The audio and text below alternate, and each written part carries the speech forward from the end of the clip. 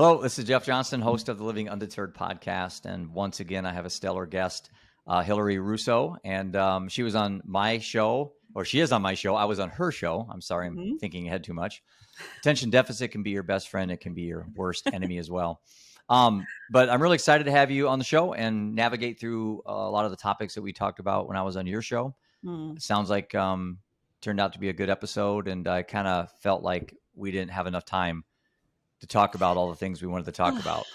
There's never enough time to talk about our Isn't mental that the health. truth? Like we need more time. So we make the time, right? We have these opportunities where you share on my show on Holistically Speaking, I share on yours, Living Undeterred, and we just keep having these conversations so that we can raise awareness, right?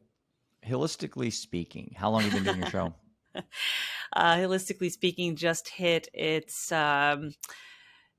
we're a little over 2 years, a little over 100 episodes, and just really elated to be doing this. I mean, I've been in the broadcasting field since I walked out of college, or not even in college, but I never really crossed over to the podcasting world. And I've done radio, I've done TV, but something about podcasting, it's a very special group of community, just a special group of people that tune in and really like actively listen to what you have to share. So it's special to me because it's those trauma to triumph stories through health, healing, and humor. And being in holistic health, I want to hold space for people to share their stories, much like I have in broadcasting where people share their stories and then I broadcast it out. So it's very similar to that. What is holistic health? What is holistic health? Explain it to a lay person. Absolutely, like me. Sure. So holistic is basically the whole body, mind, body, spirit.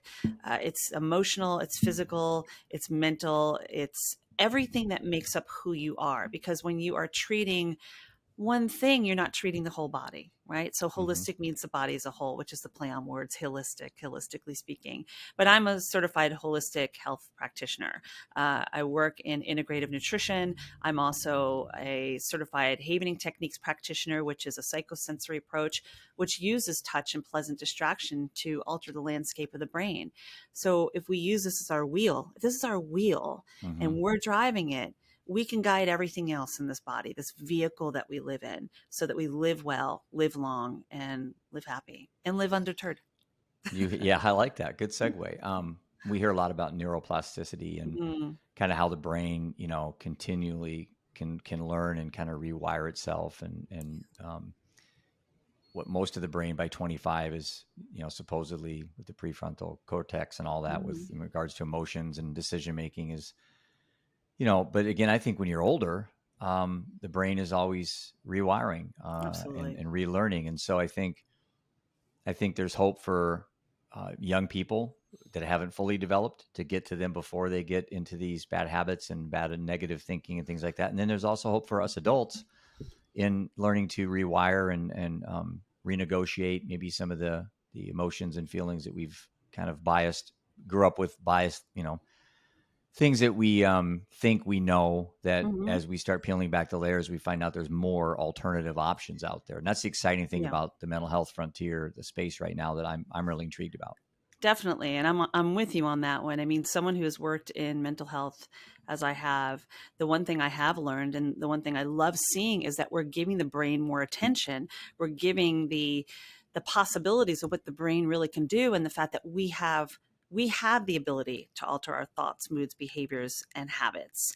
And if we realize that we control that and we have those means, imagine how much we can achieve. Imagine the changes we can make. Because a lot of times, and I see this with clients, is that you have your story, the thing that happened to you, right? Like even with what you've been through, it's the better road or the bitter road, right? And the thing that you realize is that you have a choice. We choose to choose. And if you realize you have a choice and you understand that the brain has that capacity to change, that means, yes, the story happened, but I can change the narrative. And that's something I'm very much about sharing with my clients, just in general, as I promote mental health. I'm out there in the world. I'm a wellness expert. I do a lot of television work. I'm a health and wellness journalist. So it's what I focus on. And the thing that if we just spend more time realizing that we have the power to alter that, the neuroplasticity plasticity, all of the things that go on in that beautiful brain of ours, and keep Amy safe, basically the amygdala, right? We call her Mm-hmm. Amy. Yeah, do you? Yeah, we do. In the havening world, we call her Amy because basically havening is CPR for your amygdala. That's what it is. It's Okay. basically saying you're safe. The worst is Right. over. Everything's okay. Right. You know, almost like a child falls and skins their knee, you get back up, you hug that child. Mm-hmm. And it's the same with the brain. The brain is conditioned to go to the negative place, right? Mm-hmm. It's our responsibility to say, you can change this, you can alter that, you can move this. And the more you do that, the more you empower yourself to live the life that you want to live. Yeah, I think, and people that follow my story know I talk a lot about the Stoics and how they Mm, reused reframing, for thousands of years about the idea of, looking at a situation instead of accepting the narrative that maybe you're supposed to grieve a certain way or you're supposed mm, to react to something negative in your life in a certain manner.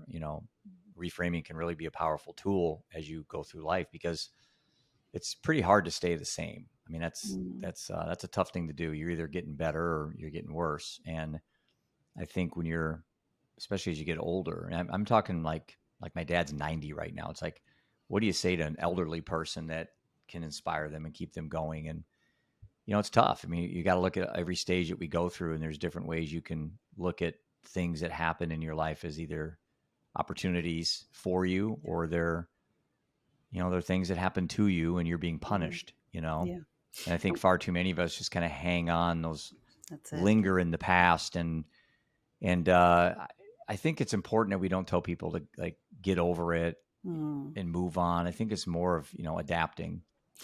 And I love that you mentioned that because, like, I remember when we spoke on Holistically Speaking, you were talking about your pillars, and I too have Mm-hmm. the pillars because I believe that before you can do any change, you have to have awareness, which you Mm-hmm. align with as well. And when you're in that state of awareness, like something's up, something I want to change, you can then give yourself permission, because it is about giving yourself permission and allow yourself to be the change and try to make those changes that you want because you're aware something needs to change. And then Mm-hmm. once you reach the allowance, you can move into that state of alignment. What is coming around me? What do I want to be around? The people, the places, the things, the thoughts, the process. That triple A mentality, that triple A process is really important. And by doing that, and you even said something to go back to about getting over it. I'm not a Mm-hmm. fan of that by any I'm not means either. because we have to love all parts of ourselves. Everything we've been through has value. Every part of us, every time in our life, who's coming in, who's stepping in to challenge you in your mind? Is it the 7-year-old you? Is it the 25-year-old you? Is it the yesterday you?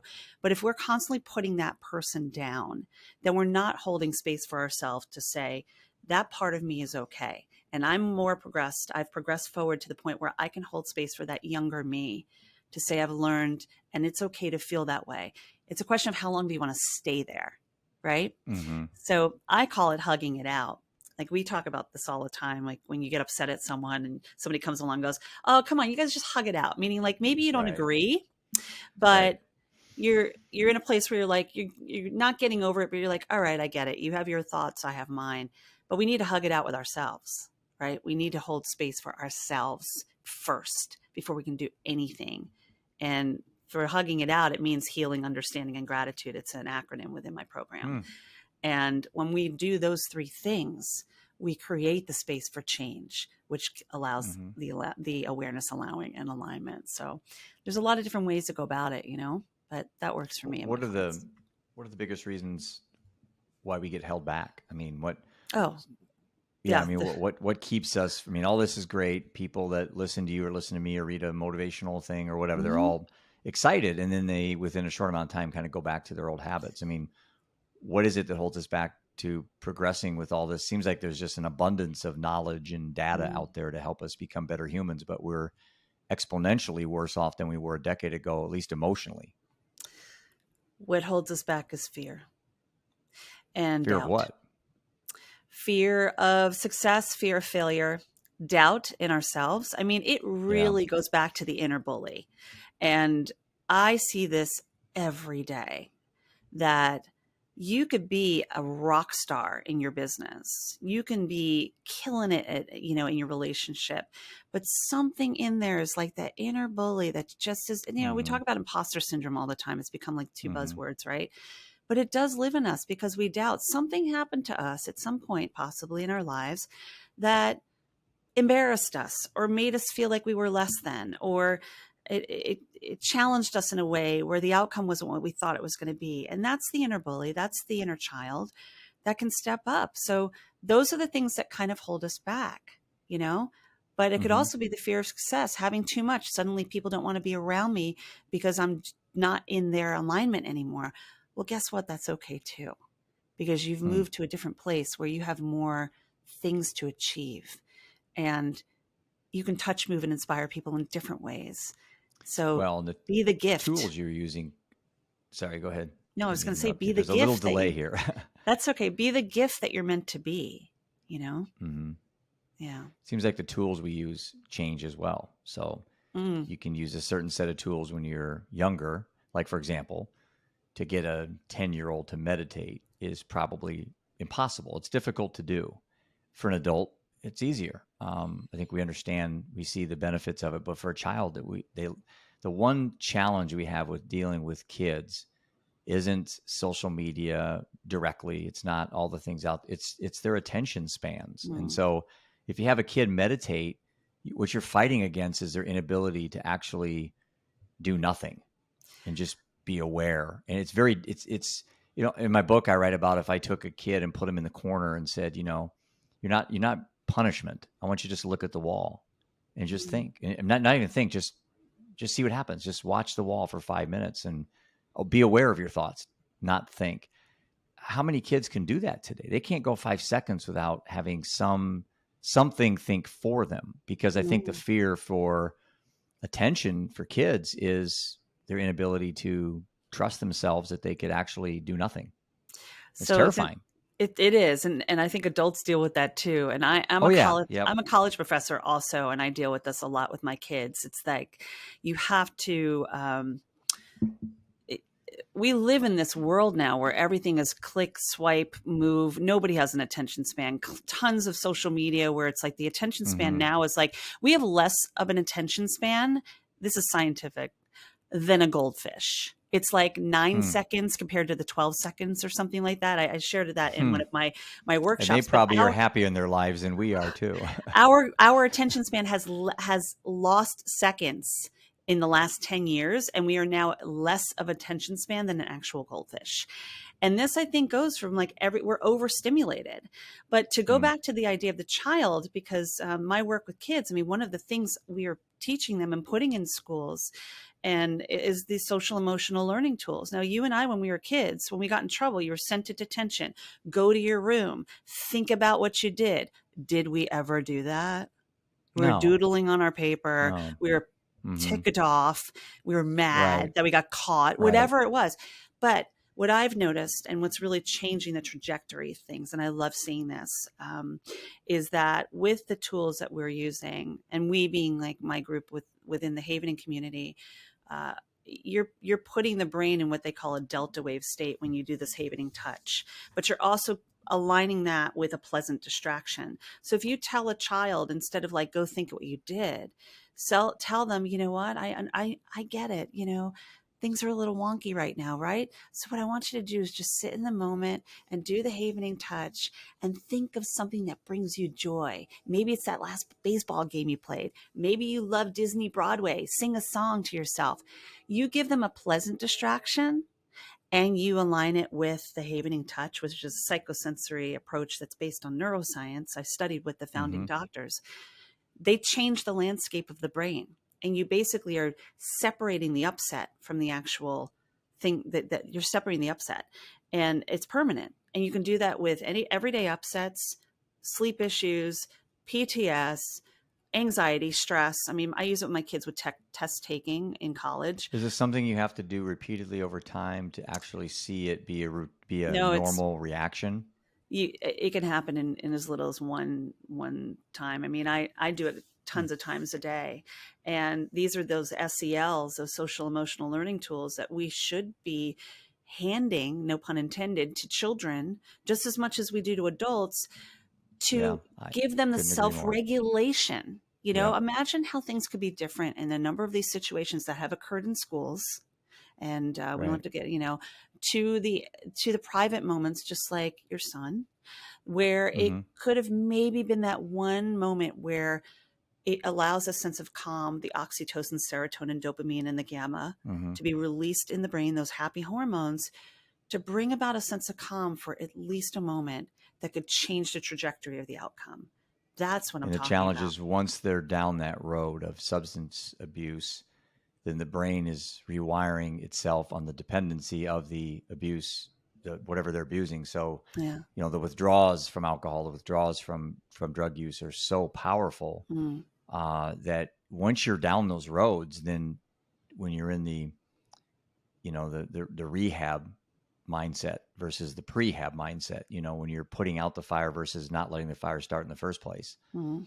that's a whole different deal. And I think the key with what you're talking about and what we've talked about, a lot of my guests on the show, is how do we intervene before the intervention? Sounds cliche-ish, Mm. but it's like we wait as a society to come rushing in with diagnosis and labels and books and methods and techniques. And it's like, that's great. I think we'll always need that. Yeah. Yet it seems like there isn't a lot of tension on just not getting the fire to start in the first place. And so I guess I'll go back to what you said, I think is important is you said, I don't know if you used the word empower, but Mm. I think of autonomous, where how do we get it where kids, it's like I see things post all the time, how to Mm. speak to your kids about drugs. How do you speak to your kids? And I say, that's the first mistake we make. Mm. We don't need to be speaking to our kids about drugs. We need to speak to our kids about how to make better decisions under difficult situations. And that leads to decisions like drugs. By the time you're talking to your kids about drugs, it's too late. So it's like, how do you empower your kids to go through the hierarchy of decision making?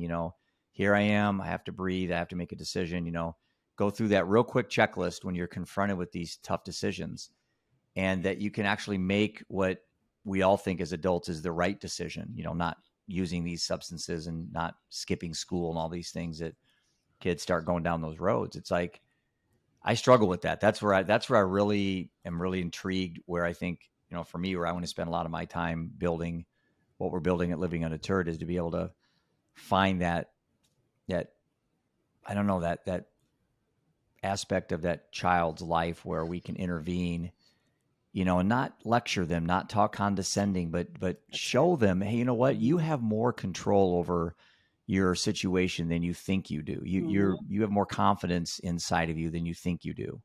I You think know. that's it, Jeff, because I hear people say and you see a lot of coaches posting this as like their elevator pitch. I empower men, I empower women, I empower Mm-hmm. kids.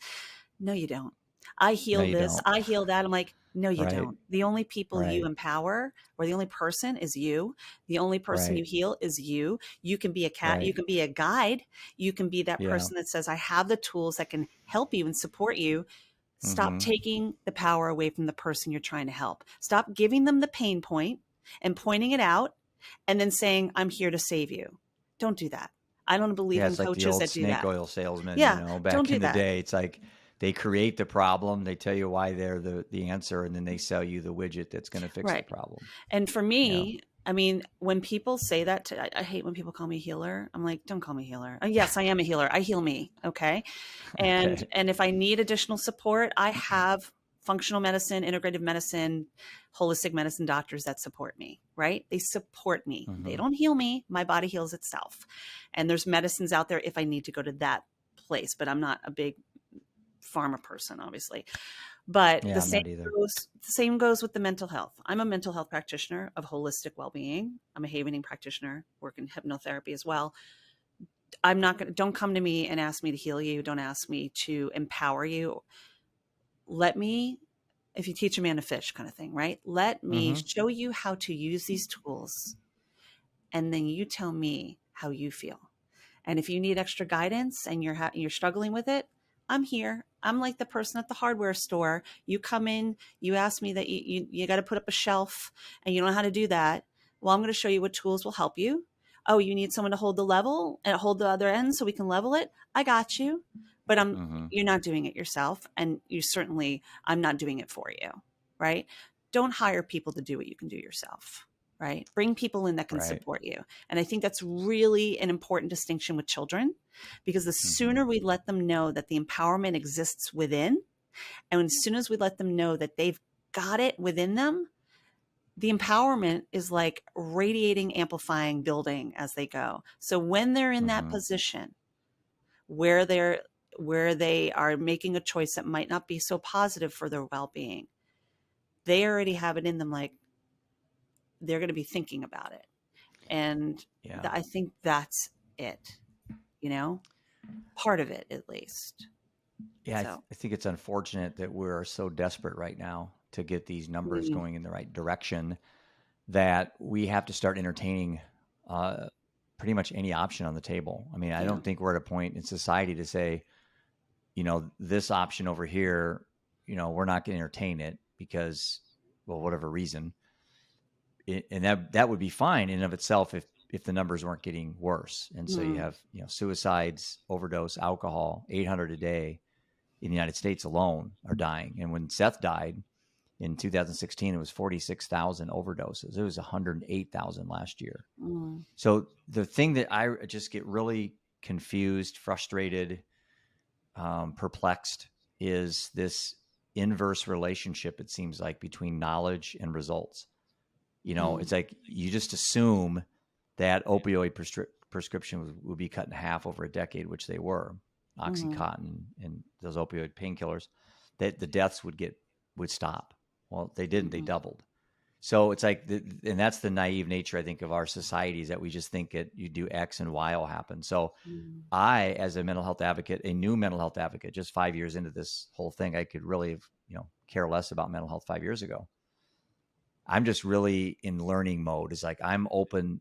To me, all hands on deck, everything's on the table. So mm, that's my segue into a topic I wanted to ask you about, because you're mm, holistic, and this makes me think of psychedelic research mm. with mental health. What's your thoughts on that? Where does that fit in?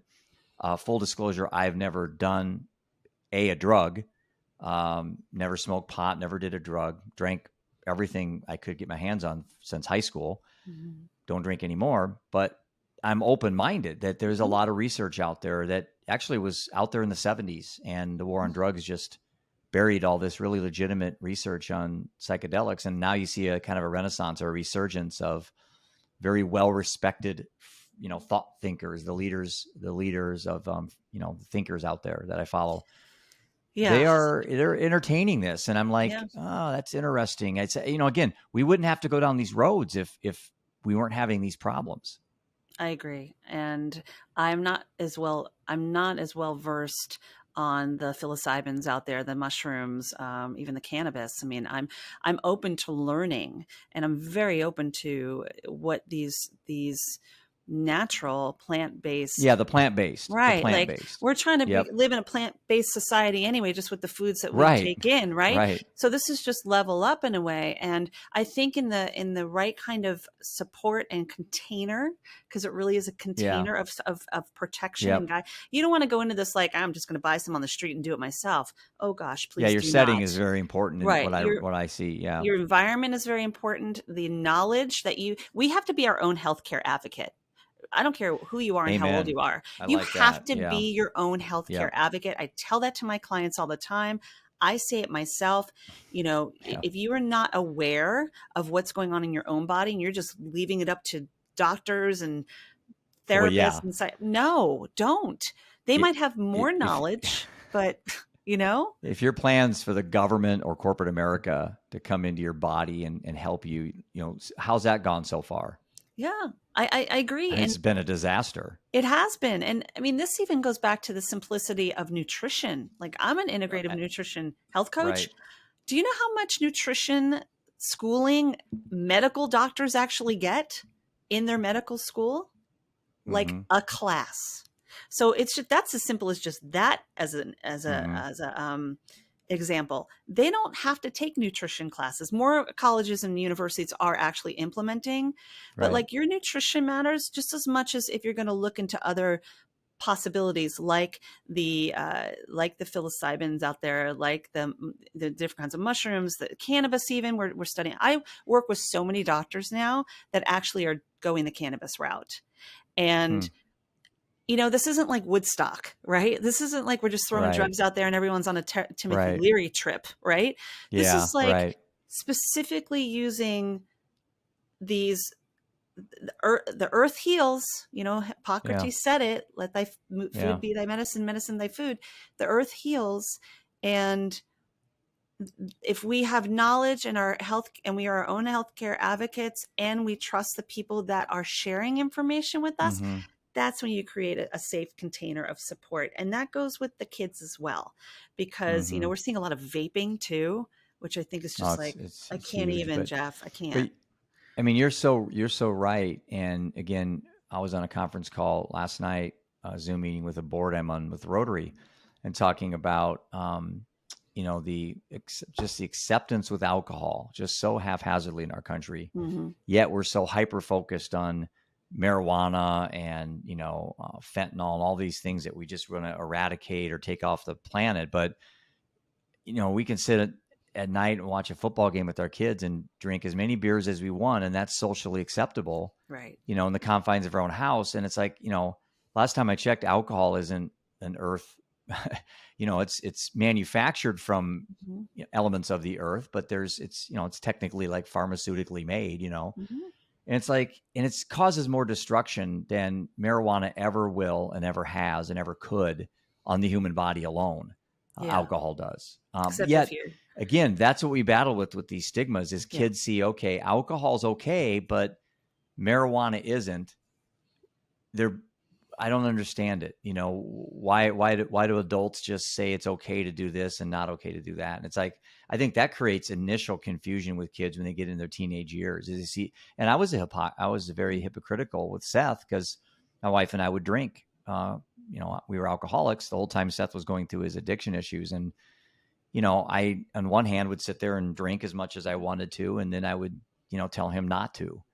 Yeah. And So, because you're again, the I adult. think yeah, Yeah. well, yeah, I've earned the right because I had a Right. hard day at work, and you didn't earn the right because you don't, and it's like I just think if we want to really start as adults to make that impact on our kids and show them the right way, we need to start with ourselves. Oh, yeah. And I've said this in presentations before it, with adults and stuff, and I said, if you are struggling with communicating your belief structure on certain things with your kids, look at yourself. You don't want your kids to drink, but you drink 5 nights a week in front of them, or you go out for dinner and you have to order a beer. No, you don't. I mean, you're making that choice, and then you kind of want your kids to not. Kids are going to emulate you. You're like an avenger to them. They look up to you, and if mom can drink a bottle of Pinot Grigio on a Wednesday night, maybe that's acceptable, and society accepts it because there's commercials about wine and beer, and so I think kids are confused. It's like, why is Mm-hmm. psilocybin and MDMA and DMT and cannabis all like something we're not supposed to do, but alcohol is so readily acceptable? And then I think 85% of all adult medical issues are basically diet related. Oh, You know, yeah. Have you heard of the blue zones? You ever heard of the blue zones I have, areas but of the not country? fill me in a little So bit. Yeah. I love talking about this. And Dan Buettner, I've had him on my podcast. He's the founder of the Blue Zones, but he's also a National Geographic fellow and journalist, which is why he was able to travel the world and learn about this. But Dan Mm-hmm. came up with this idea. There are 5 areas in this world that are considered the blue zones, and it's those 5 areas based on 9 principles where there's no chronic illness, no drug issues. People are living a sustainable life. It's about community. It's about faith. Uh, it's about long-term friendships, home cooking, eating the rainbow kind of thing, but also not being so obsessed with going to CrossFit or needing to, the need that work to the live to work rather than work to live, Mm-hmm. right? Mm-hmm. And the idea is that these areas have no chronic illness. People are living well into their 100s. It's like the island of longevity basically, and there's Ikaria, Greece, Sardinia, Italy, Costa Rica. There's only one area in America, and it's Loma Linda, California, because it's a big community of sustainable living. And then Oh. one other is Okinawa, Japan. So why can't we live more like that, where we're nurturing that it takes a village, letting people know that you're protected, you're safe, you're supported.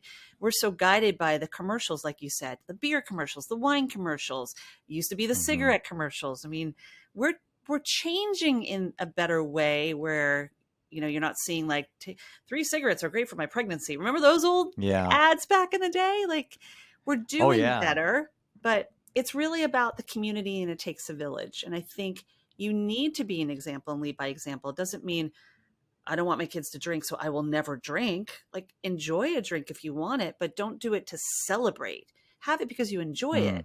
If we're looking to that as Mm-hmm. a celebration, we're going to either avoid celebrating good things because we're scared to overdrink, or we are Right. relying on some kind of distraction, which leads to addiction, to be our happiness, right?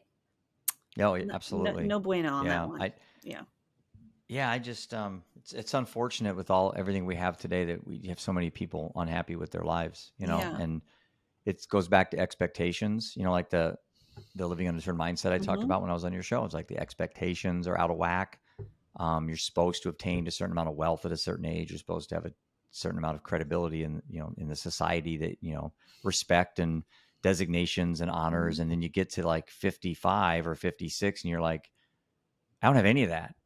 So my life must have been a waste because I haven't accumulated where society said I needed to be by this age. Hmm. And, you know, I look at myself at 56, I didn't plan on being widowed. Are you kidding me? At 56?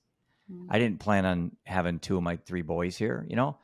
I didn't plan on basically quitting my investment career, walking away at the peak of my career because I just didn't want to talk about money anymore. I didn't envision any of that. Yet I leaned into it Hmm. as life like giving me this gift, the gift of spontaneity, the gift of creativity, the gift of gratitude. You know, these are gifts that life gives us if we look for them, because they're out Hmm. there. Even the worst thing that can possibly happen to you Hmm. um, can be somehow looked at as an opportunity or a gift. I I know people that have. I have a friend of mine that had ALS and he died, and he all the way to the end. He adamantly tried to look at everything as his last day was a gift, not I'm going to die, I'm going to die. It's like I'm not given that situation.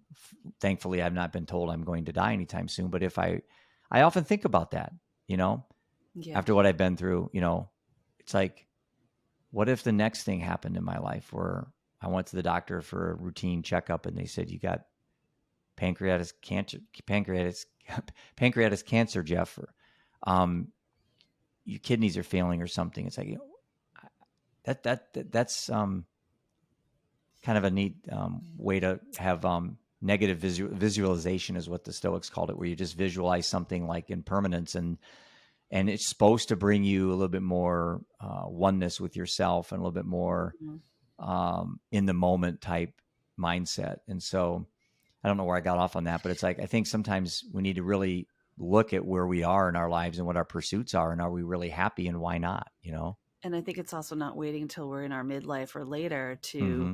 say that. And there are going to be a lot of shifts in our lives, right? And many of us are going to go through traumas, multiple traumas. And it's how we turn those traumas into triumphs, which is what I talk about a lot. That really makes a Mm-hmm. difference. And it's how you're living between the bookends of life and death. Because both of those two entities, those two eternities rather, are inevitable. You're going to be Yeah. born and you're going to die. So, Yeah. how do you want to live on the pages in between? And Right. what do you want on your epitaph? What do you want to be your eulogy? How do you want to touch, Mm. move, and inspire people in this world? And when you start thinking about that before you're sick, before you are on your bed. And I had a really powerful conversation with a friend of mine who's a palliative care doctor who happened to be on my Mm-hmm. show, talking about that. Like, what, like the idea of dying is there, but don't wait for the end is near or the finality of something to make the change, because Yeah, we're all exactly. here with a service to share and provide something. Every single one of us is a lesson, and every one of those traumas we've been through is also a Right. lesson. Bitter road, better road, And right? yeah, and with that phrase that I've taken to the purpose becomes passion when it Mm-hmm. gets personal. Mm-hmm. If you think about that for a minute, it's like, why do we have to wait for something to happen to Mm-hmm. find passion? It's like that's where when you're talking to kids again, how do you talk about meaning and purpose to a 12-year-old? It's difficult because those words probably mean something completely different to a 12-year-old. Sure. So instead of trying to talk to your kids about, oh, you got to find your purpose or find your meaning, and they're just 14 or 17 or whatever, maybe there's other words we could be using to make Yeah. the same effect, like say Joy, determination, yeah, desire, happy, right? motivation. Correct. Yeah, yeah. I, Instead of saying meaning and purpose, which is almost getting now just to be an overused Now you're just like an term. old guy using terms, right? It's like you got to talk, you got Yeah, to meet them where they're at. And I think kids today right. are so much more advanced because we live in this global village, right? We call that in Mm-hmm. the media world, we call it a global village, where it's like at the touch of the finger, you can be wherever you want to be. Where when we were kids, you had to pick up 17,000-pound encyclopedias to get an answer, right? So like, Mm-hmm. I think when we all, and I don't want to use the term we, you, me, those listening, the one thing that is in each and every one of us and is truly something desired and deserved is happiness and joy. Mm-hmm. And whatever age you are, you experience that. The kid on the baseball field that hit a home run, or just being out there with your friends, the little girl who got invited to the birthday party and now she's got a new friend, or had a great ballet dance, or just being around family and friends, whatever it is, that goes into adulthood too. So when you find Mm-hmm. those pockets of joy and you start elevating, and amplifying, ripple effect, the joy that takes over the other stuff, and you're gonna be more in that joyful place. So it's giving kids that to let them know this is, you have to have the yin and the yang, like you have to have the balance, Yeah. you know? Let me ask you this question. Is the pursuit of happiness what is really the key in not attaining happiness? Because it seems to me once you get to the top of the mountain, once you Hmm. lose 20 pounds, once you, What's next? it's like, in the pursuit of reaching something, it's almost the antithesis is inevitably going to happen. It's like you Right. can't, like you said, yin and yang, you're going to have the ups and downs. And I'm not sure we're well schooled at young ages about the downs. It's like, we want good Yeah. grades, you want to be on the sports teams, you want to get your stuff for college. And it's like that's like the pursuit. But then once you get there, or if you don't get there, because one of the two is going to happen. You're either going to make the varsity roster or you're not. But it just seems like we're not preparing kids to not look at that as a failure or something negative. And Yeah. that's why just this last year, 6 Division I athletes took their own lives, committed to, that's the highest number in the history of the NCAA. I think it was Mm. over a 2-month time span. I think 4 were women. And these were all straight A, good looking, productive, athletic, just good families. But there was something missing, Yeah. and I'm on that quest to try to figure out how we as advocates, you and I and everybody else that we talk to every day, how we can do a better job, Mm. finding out for these kids so we don't have to deal with more of these suicides and more of this depression and more of these issues that they're having that just seemed it didn't exist when I was younger. Yeah, I agree. And I think a lot We of it weren't having is, kids in my high school taking their lives and they weren't no, dying. no. I think I probably witnessed or had knowledge of one suicide when I was in high school, and I don't, and they Car he was crash not. killed somebody. That was the only thing in my Right. And school. I Yeah. do think a lot of it has to do with the comparison factor we're seeing on social media. Right. Everyone's comparing themselves. I hear this a lot with my kids, and my kids meeting my college kids, the ones that I teach at St. Mm-hmm. John's, which is a Division I school. And I have a lot of athletes in Mm-hmm. my class too, and they have a lot of Mm-hmm. pressure, these kids. Mm-hmm. And the one thing I hear is stress, anxiety, overwhelm, stress, anxiety, Mm-hmm. overwhelm. Like those are the three Mm-hmm. things I hear. Also, as a faculty advisor too for one of the sororities, that's what they hear: comparison, stress, anxiety. Mm-hmm. And I believe that, and I've seen this happen, so I'm glad to see this happen, is really giving them tools to, and talking about it. I'll share this. When last semester, and semesters prior, every end of my semester they do a group project, or I teach journalism communications because that's my background as a health and wellness journalist, in Mm-hmm. addition to being a practitioner of private practice. And 9 out of the 15 students, their topic for their final project, which was to interview somebody that or pick a topic that is meaningful, was about mental health. So it's Yeah. talking about it. It's being more open. I was elated. I wish it was 15 out of Yeah. 15, It's but like the number one Googled word, someone told me, or yes. top 5 Googled words. So at least the conversations are happening, because God knows when we were kids, we didn't talk about going to your therapist, talking about your mental health. The word crazy comes up. She's troubled. He's troubled.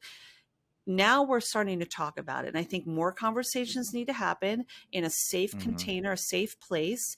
Kids need to, I think it'd be great if there's more children advocacy, children ambassadors of it. I get emails all the time about, we're looking to Yep. create stuff, and you're working on something like that. Yep. Give kids the chance to talk it out and talk about it, and be the leaders and the advocates, and being those Pied Pipers for their generation. And then give them the tools, like the social emotional learning tools to self-regulate, like havening techniques, like put a lot of things in your toolbox so that you know what you want to grab. Maybe it's a yoga class, maybe it's taking a walk, maybe it's havening, maybe it's writing poetry, whatever it is. Have an outlet that brings you joy, right? That you're going to Yeah, want to go to, absolutely. that you don't want to go To to. Yeah. change the narrative, we have to Change the narrative. change minds. We Yep. have to change minds because, um, again, there's just something missing. There's just something. I don't know if kids today have a sense of accomplishment. It's like they're just they're kind of lost. I just, again, every generation says this. I walk 10 miles in the snow to go to school, and you're Right. on a bus, or, it's like everyone has it harder. But, I think the fact we had it harder was so much better. It just, to be outside and playing with my 3 brothers in the woods all day long. And Mm-hmm. now it's like I look out my window here and I see a cornfield over there, and I've got neighbors and stuff. And maybe 2 times a week, I'll see kids in any of the backyards. We need And it's very, nature. it's just anywhere, and Yeah. they're all. And so again, it's like, I don't know. I think it's easy to kind of identify the problems, but it's like hard to figure out the solutions, because every adult is a little bit biased in what they think is the right way to solve the solution. And I think it's pretty clear that our biggest competitor is attention. It's trying to get kids to have the attention to be aware that mental health is a train coming at them. All they have to do is watch their parents argue, or watch adults talk, and they'll see where all the problem that's inevitable, that's coming. And then what are skills you can develop, to empower yourself to, make tough decisions, make tough decisions. And if you make a decision and it's maybe not the right one, make it the right one. Right. Don't go back and keep changing your mind all the time. I tell my 2 boys all the time, you make a decision, and if it ends up not being the right one, well, then you just make it the right one. And I think it's also, and I love that you're sharing that. I think part of it is also, we did grow up, being the latchkey kids, grow Oh up in the yeah, field. I was home by dark. That was basically it. pretty We much. kind Yeah, we kind of whenever it got cushion dark. everything, right? You cushion Yeah, everything now. Like, don't play, all the equipment is very padded and everything. We don't get didn't out of have my that. sight. Right. And I think we are weaning our children in that direction, where we're not creating a space for them to, like, okay, you want to eat dirt? That's fine, but it's not going to be the Yeah, best thing for you. And the other yeah, thing with that is that it goes back to giving them the ability to know what it's like to face breakups, face heartache, face, Right. you tried and you get back up. Remember the Weeble Wobbles? Remember Weeble Oh Wobbles back in the yeah. day? We were So just that's talking about them the right. other day. I love that you were, because I have a Yep. running joke with my mom, and I have an old up there. I can't reach it right now, but I have like a antique Weeble Wobble, and she's I got one, and my remember the brother has one. farmhouse, and I remember the Yes, the whole yacht tree and the house. boat, the yacht. That was my favorite one. But the whole idea of the Weeble Wobble is Weebles wobble, but they don't fall down. So get That's your butt right. back up. That I is like that. the best toy that was ever made, because it reminded us as kids, you're going to wobble, but you're going to bounce back up. And we've I'm gotten not away sure they from intended it. I'm no, not sure the maybe marketing not. department intended it that way, but now I think that's brilliant, Yeah, they should because bring them back. that you could just thump those things and they'd wobble back and forth, and that's They really come a good back up. metaphor for It is. talking to kids today. I Yeah. use that a lot, because I think it's like and I'll bring the Weeble with me. I'm like, this is a Weeble Wobble. This is what I played with. This thing you Interesting. can't knock down. It will get back up, right? And that you have a responsibility to yourself to not hold yourself down. You can hold that Weeble down, but that's your hand doing it. Nobody else's, and so it's the same thing, in that if we empower ourselves to know that we're going to get back up, it's going to make a big difference. So it's ingraining that into, like, really getting down into a child's mind that you have the ability to do. Yes, you're going to fall. Yes, you're going to face heartache and breakup. Yes, you might fail a test. Yes, you might not make the varsity team, but that does not lessen who you are. And it's just going to be that Weeble Wobble moment where you're going to get back up and you're going to try again. And yes, you can be pissed about it, and you can be upset about it, but how long do you want to linger in that before you're like, wait, I got stuff to do, right? Right. That's what we need to instill in kids, is like remind them that they are Weebles that will wobble, but they will not fall down. It makes me want to go to eBay and go find an unopened Weeble set and buy it. My mom has a set of them. She's given them to every grandchild. So I have to throw credit to Beverly That was my Russo favorite toy growing up by far. Yeah. That's funny. And it's funny that we were just talking about with someone else just last week. That's so great. Well, listen, how do people reach you? Well, I would love to continue the conversation with anyone that was touched, moved, inspired by this. I'm always inspired by the conversations I have with my friends. And you can reach me by going to hilaryrusso.com. That's 1 L. And as a gift for those who are listening, I want to extend, we talk a lot about purpose. You talk a lot about purpose as well. But if you go to hilaryrusso.com/purpose, I'm offering a free download for those who want to do a self-guided meditation with me on self-havening to change your thoughts, moods, and behaviors and put the power of active emotional being in your hands. So get in that delta wave state. All my followers and listeners to jump on that. I mean, definitely. Free is not a bad option, right? No, not at all. Well, listen, thanks for being on the show. Appreciate our friendship, and I can look forward to continuing these conversations. Absolutely. Thank you so much, Jeff. It's always a pleasure. All right.